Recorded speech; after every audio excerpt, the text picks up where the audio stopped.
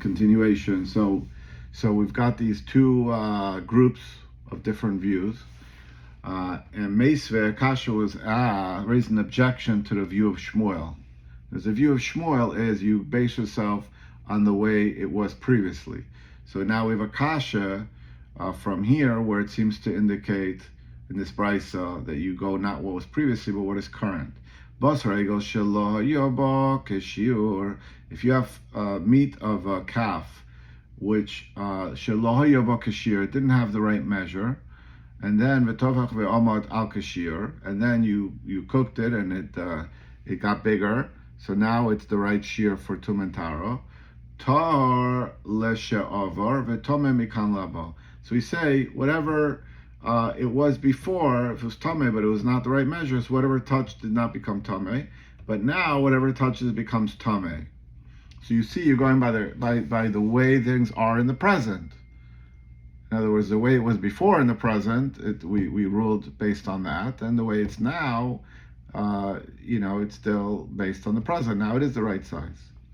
So therefore, it seems to go not like Shmuel's view, who says you always go by the previous.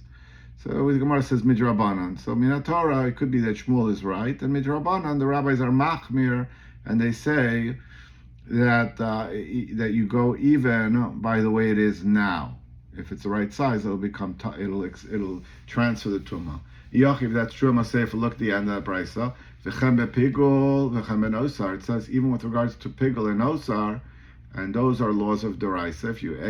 If you had kavana on a piece of meat that you're gonna eat it at the wrong time, or that you left it over past a certain amount of time, so for those laws are also based on a kazai's size.